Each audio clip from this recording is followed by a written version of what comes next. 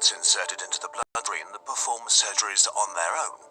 That's still science fiction, but researchers at the Max Planck Institute for Intelligent Systems in Stuttgart, Germany, have now gotten one step closer to this vision of the future.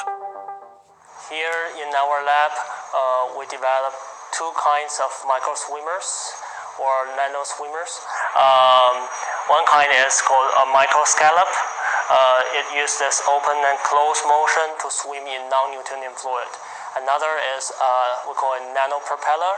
So it's a corkscrew structure, and it's very small in nanometer size, and it can translate forward by its rotational motion.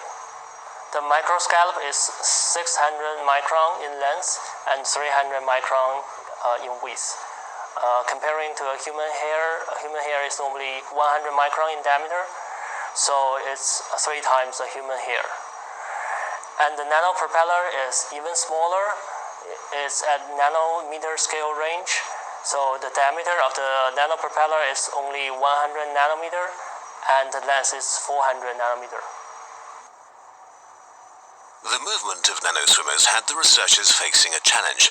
In water, a Newtonian fluid that is characterized by its linear viscous flow behavior, the microscallop would actually not make any headway thanks to the symmetrical opening and closing.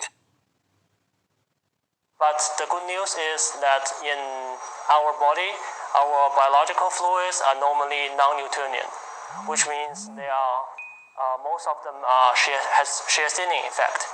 Now our scallop take advantage of this shear thinning effect, and it means that we use different speed at opening and closing.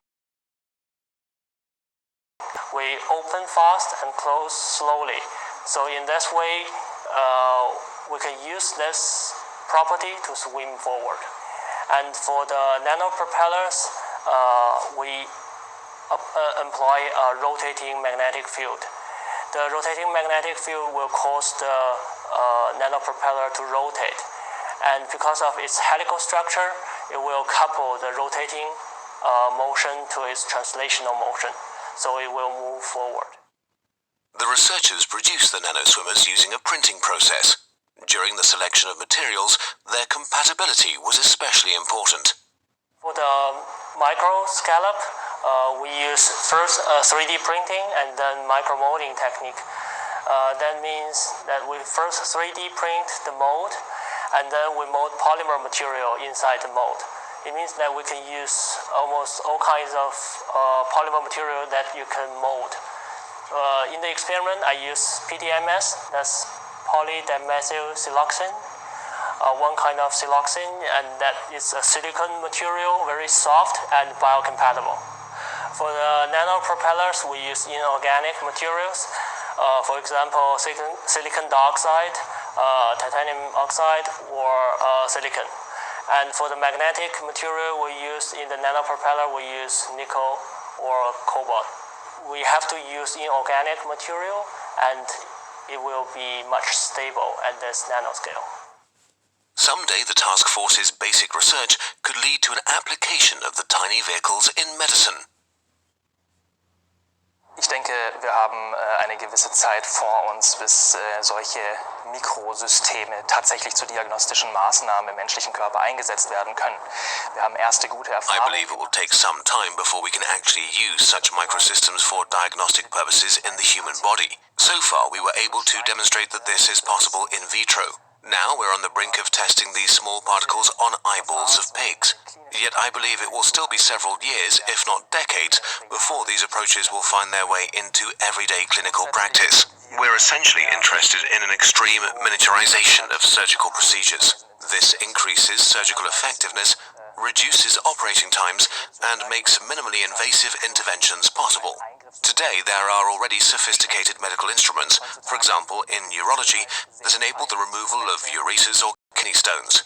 However, these interventions always involve anesthesia. Thanks to extreme miniaturization, these interventions could potentially be pain-free and performed without anesthesia on patients someday. Dinge derartig miniaturisiert werden können, dass diese Eingriffe eben schmerzfrei und ohne Narkose am Menschen durchgeführt werden können.